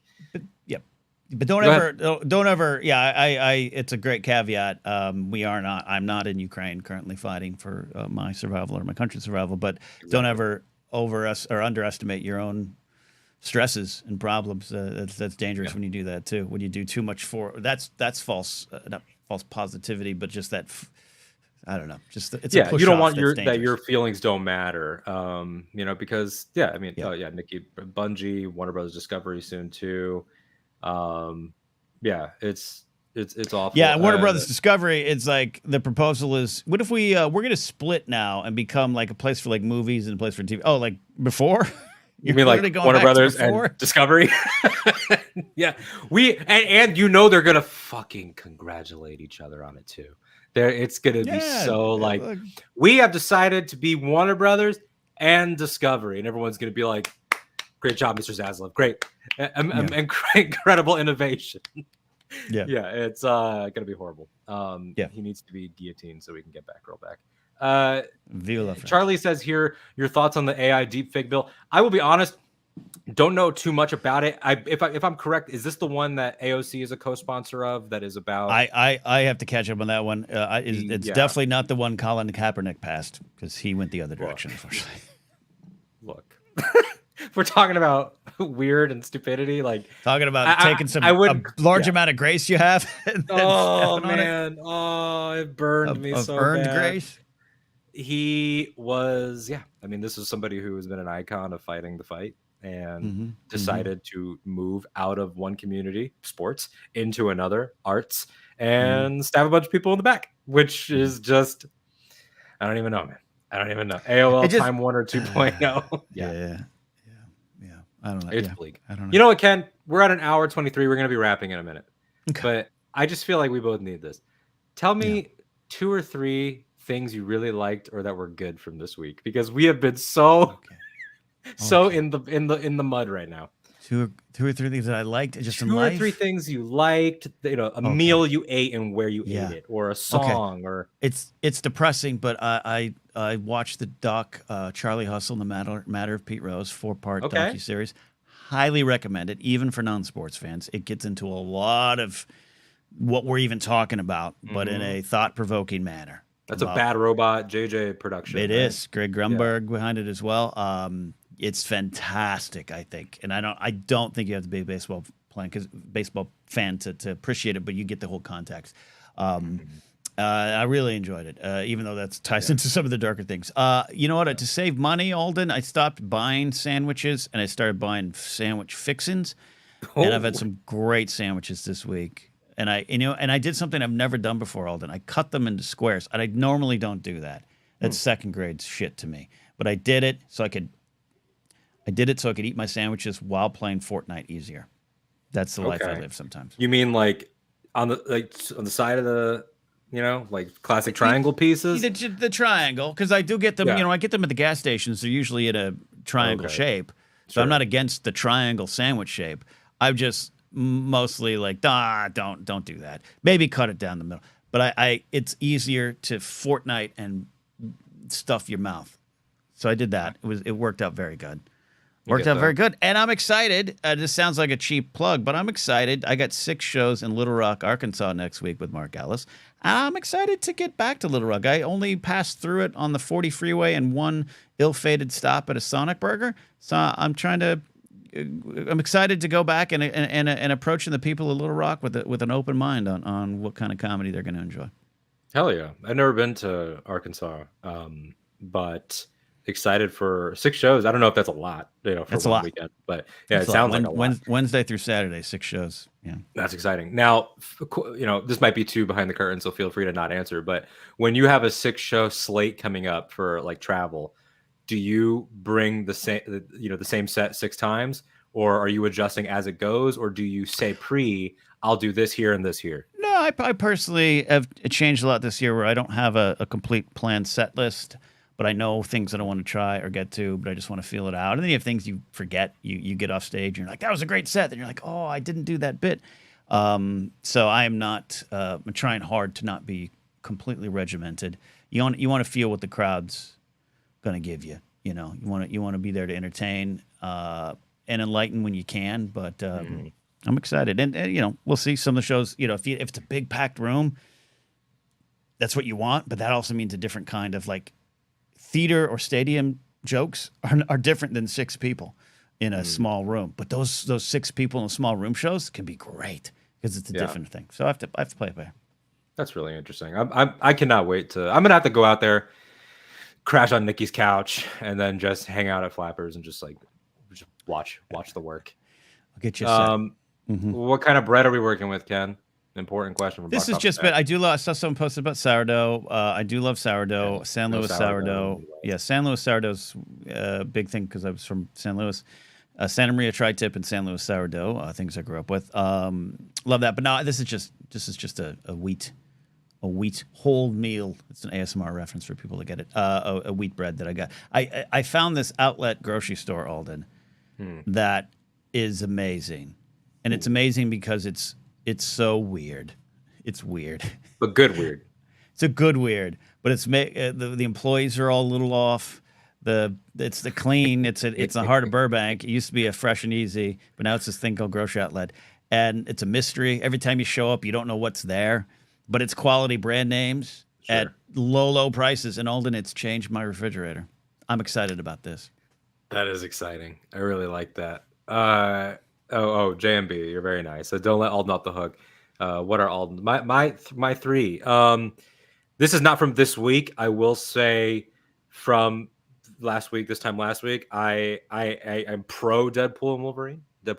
I really enjoy it. Yeah. I haven't seen it yet.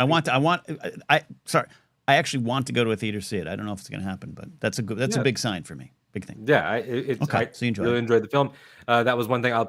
That's from last week. But this week, specifically, right now, in another tab on my computer, I am 2 episodes into Batman Caped Crusader on Amazon Prime, which is the new animated series from the super team of Bruce Timm, who did the original animated series, J.J. Abrams, Matt Reeves, who's doing the current live action, and Ed Brubaker, who's written some incredible comics at Marvel and DC. And it's, is it 1930s or 40s?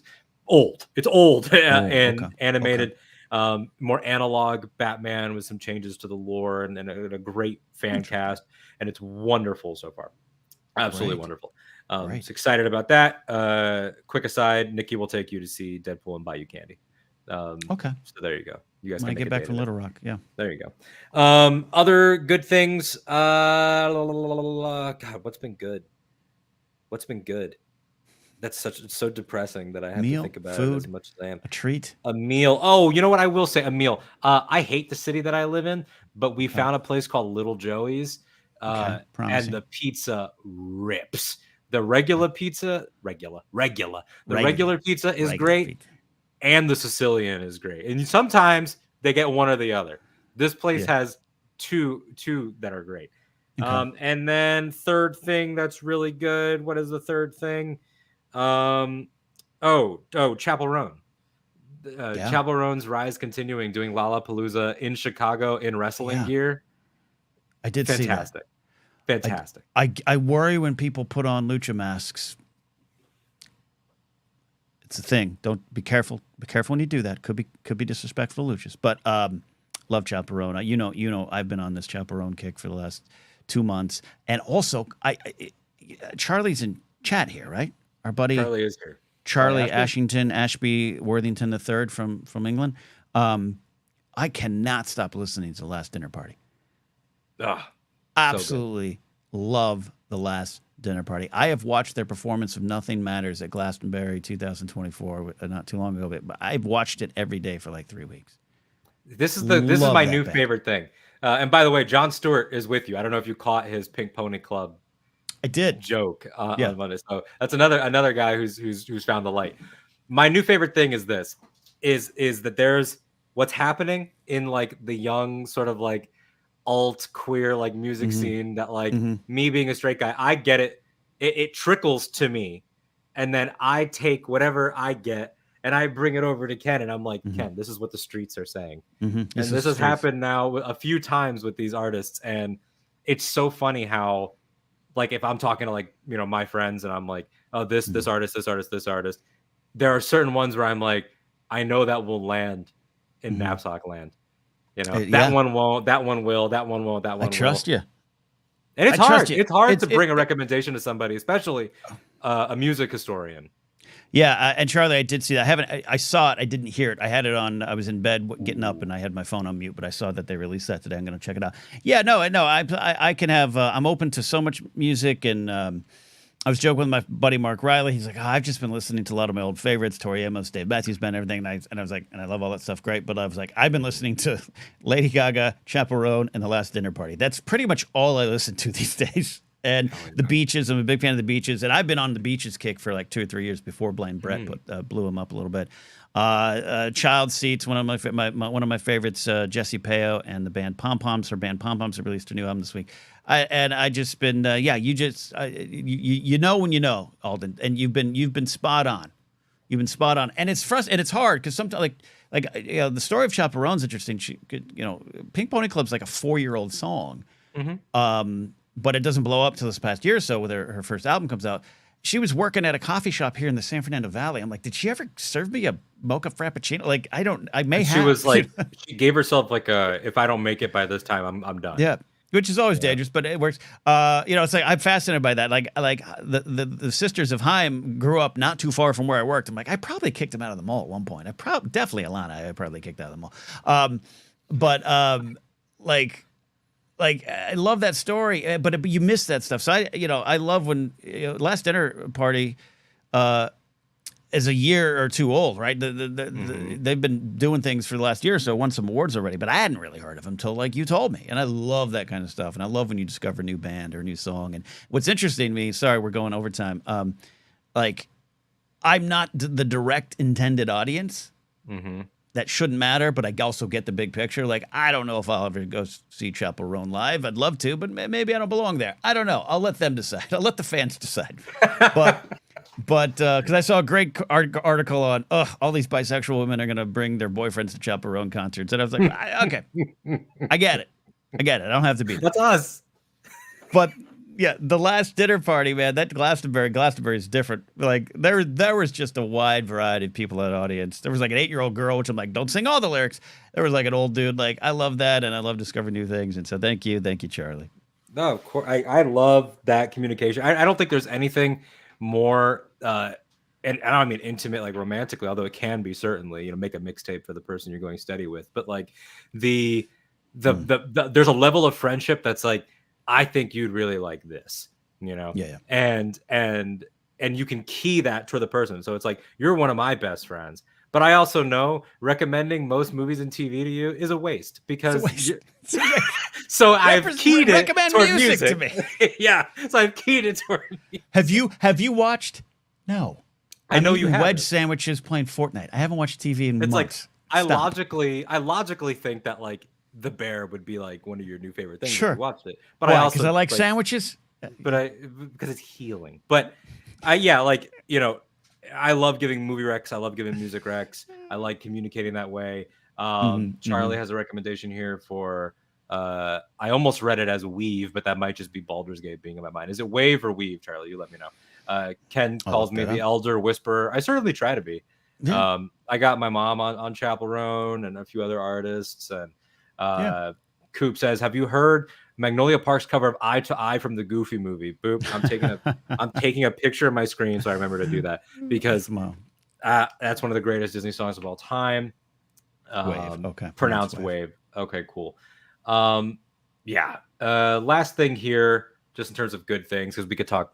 In fact, that might be a show that we have to do. We'll bring someone on and do a recommending people things and how you approach it and all that, because I think that's interesting. But Nikki has some. Oh, it is tough. I will say that. Yeah, it is tough, because when it doesn't land, like, have you ever gone to Grace and be like, Grace, I think you'll like this, whatever it is, and she hates it? No, and it's no, you don't do that.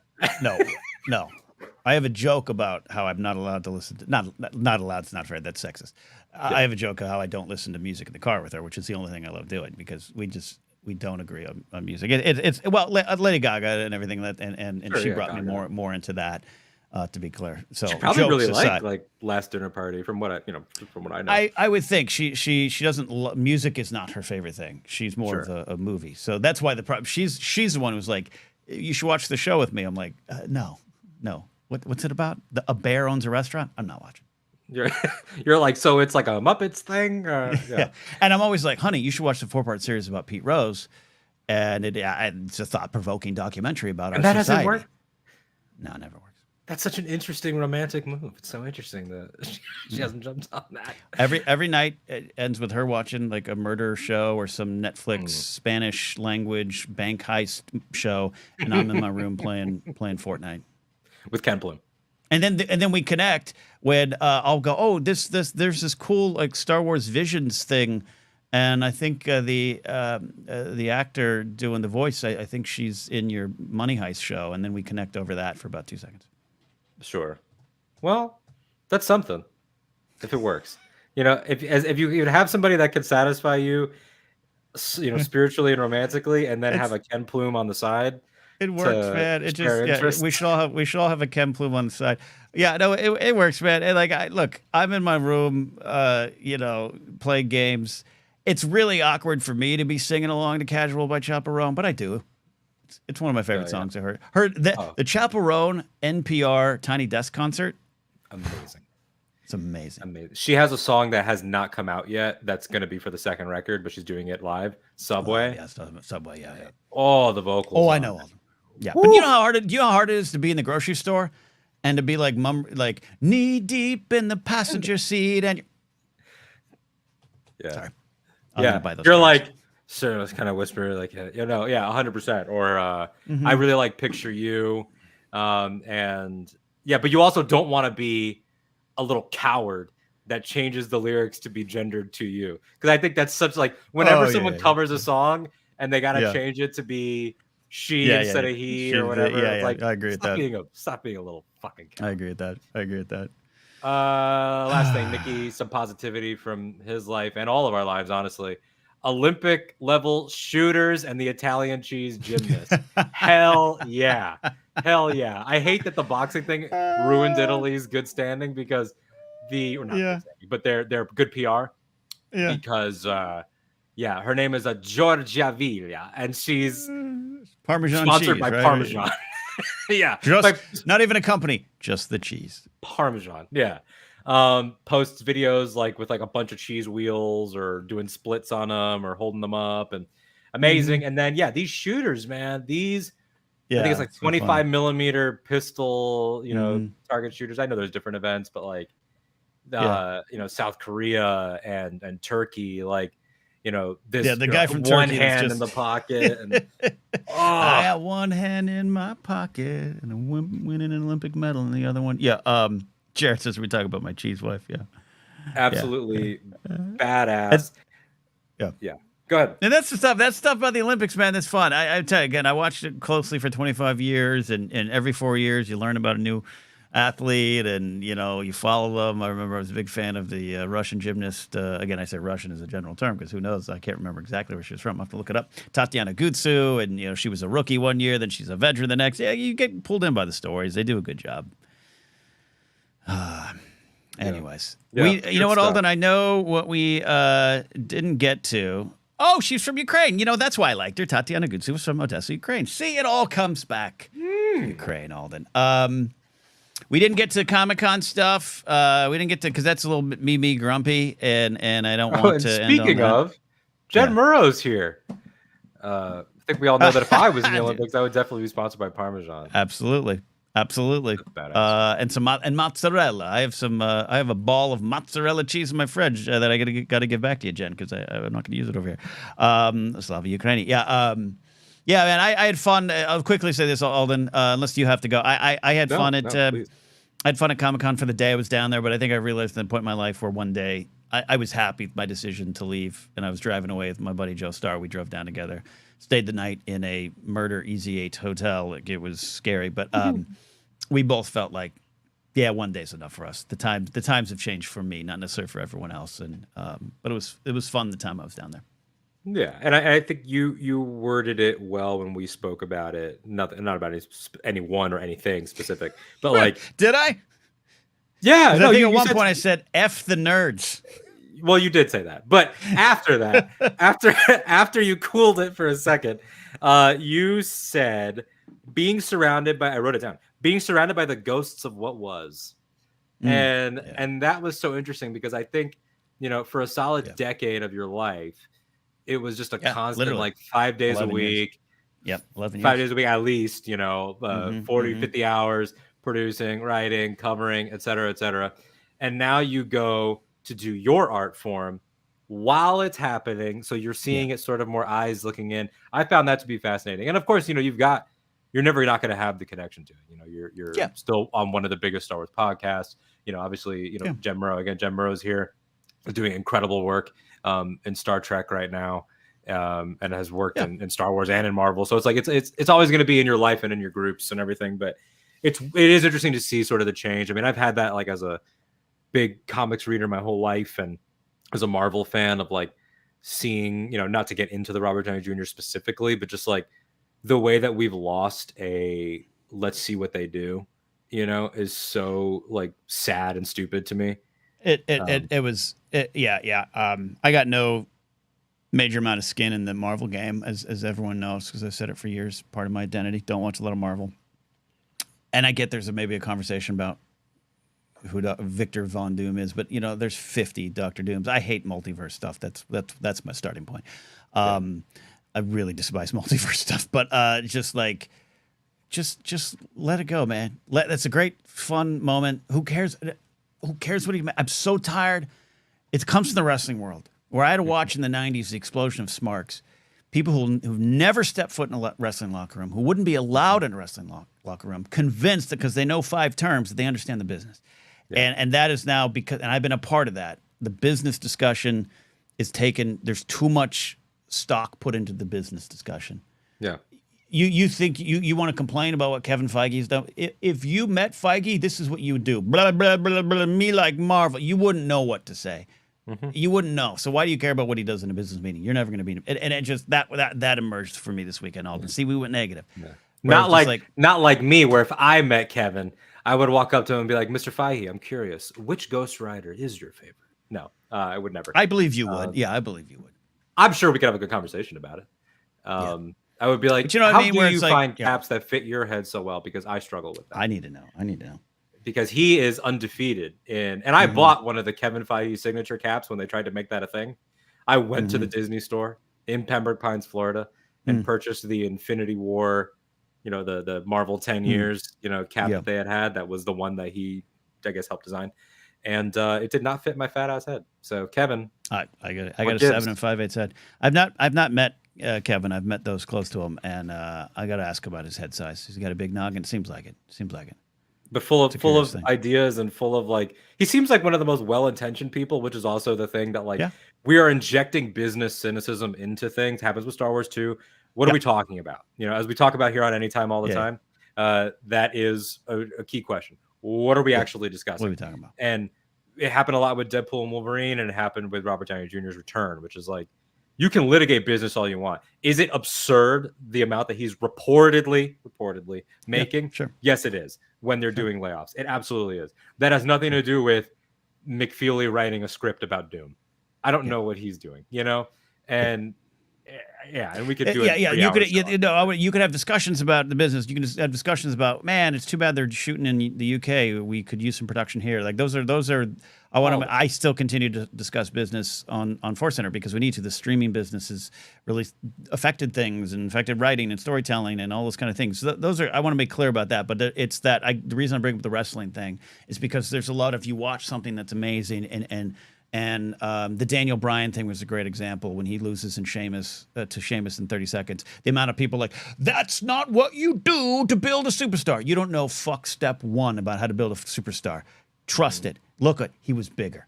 You've never been in a locker room. You'll never be in a wrestling locker room. You'll never be in a booking meeting. Just enjoy the show and take it on that level. And that's where I get that's the grumpiness. And that's where a lot of that emerges this weekend. And you can dig deep in a healthy way. Like, They unveiled Robert Downey Jr. Now I'm just fucking talking about it. But like my instinct immediately was, I knew I could pull it out of you.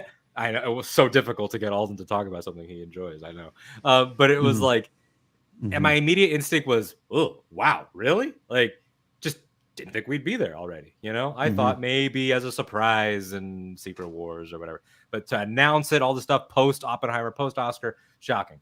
But then like the way that we immediate like rage, and it's just like, why would you assume like the worst cynical thing when, like, whether you like multiversal stuff or not, we're at the end of a story that is about that.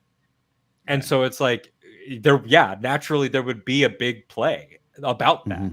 And I don't whether it's actually Victor Von Doom or a Stark who becomes Doom. Like, these are things that we are going to see later.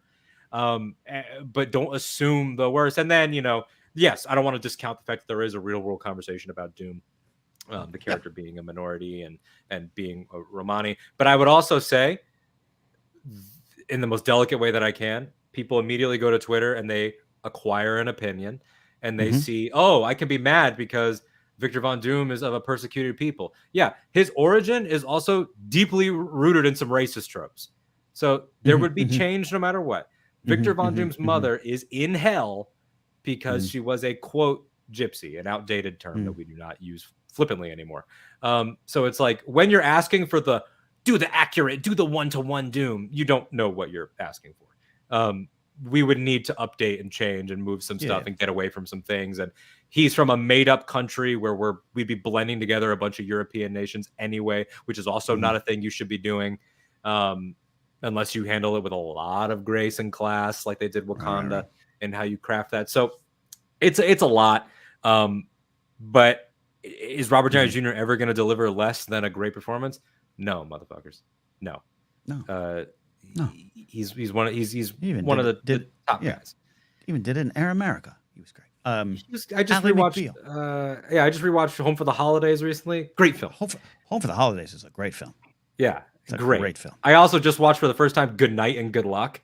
What a great film about the battle between Moreau and McCarthy. Oh, good stuff. Timely.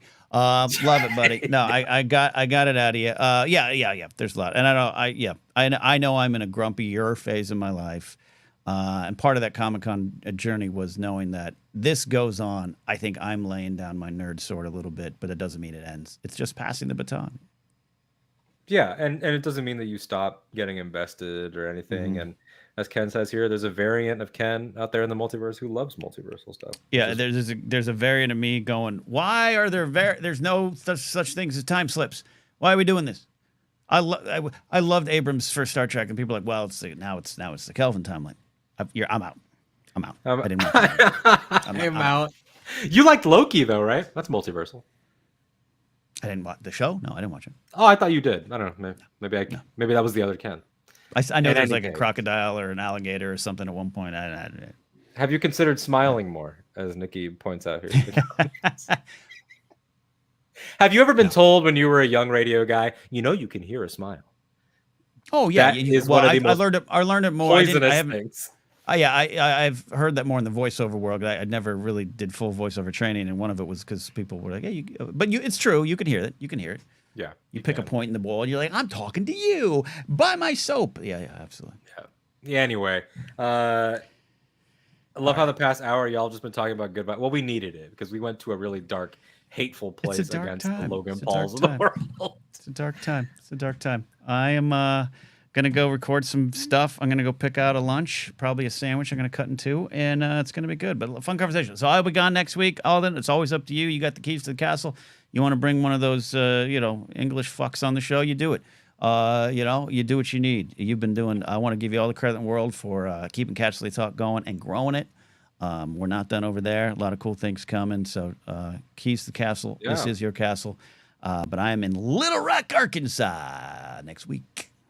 Yeah, Little Rock, 6 shows, markellislive.com or .live? You can go to my website, go to markellis.live. I also want to highlight, too, August 16th, I am on Joseph Scrimshaw's birthday show. It's a fun comedy variety show about aging, horror years old, live in L.A., but it's also, you have the ability to get tickets for a live stream. Laser the Boy, me, Audrey Kearns, Hal Lublin, and Joseph Scrimshaw, and I think a short film that Grace is in is going to be there as well. So highly recommend it. It's going to be a lot of fun. That lineup kicks ass. I haven't seen Hal Lublin in quite a while. I'm excited. Lublin's great. Speaking of great, talented voiceover people. That's great stuff. And then as for us, or me/us, Casually Talk, the season finale discussion will be for House of the Dragon Season 2. Will be Sunday night, 10:30 Eastern. Ken could show up. Might. Maybe. Probably. Possibly. Possibly pop in for a second. Yeah. So, but then there will also be TBD, a season discussion, which Ken will be on. I will be on, and we have to talk off air because the next Sunday I'll be flying back from Arkansas, so I will miss the next week. But yes, I do want to come on. Even if that's not in the same usual. Talk about the Rings of Power trailer. We can all. It's a good time. I still love the stuff. Just don't love talking about it as much. But yeah. Yeah. We'll talk about Rings. Doing a good job. It's been great. I mean, the views steadily climbing on a couple of these last few House of the Dragons, and what I love, talking shop. You're getting comments. I was swinging in there the other day of like, love this show, love that, and they have no idea who I am, and that happens when a show transitions, where a host like me, who you might have known for 10 years, is like, I'm stepping down. This young punk's in here. You're gonna have people going, I'm for the old fuck, not the young punk, and then you just gotta fight through that. You gotta fight through that, and then you become the old fuck, and that's what you are. I mean, you can see, not to pat myself on the back, but like first 3, it was like, where's Ken? And then now there's a lot of, so glad to have found this, and loving the discussion, loving the positivity, but not like in a condescending way. But like it's been chill. It's been really cool. So excited about that. So check it out, everybody, for joining us today. Love it. Good talks today. As always, we try to approach things with a open heart, and if we ever step on our tongues, just know it was with good intentions, and give us the grace of taking the foot off of our tongue. Love y'all. We'll see you next time here at Anytime with Ken and Alden. Bye.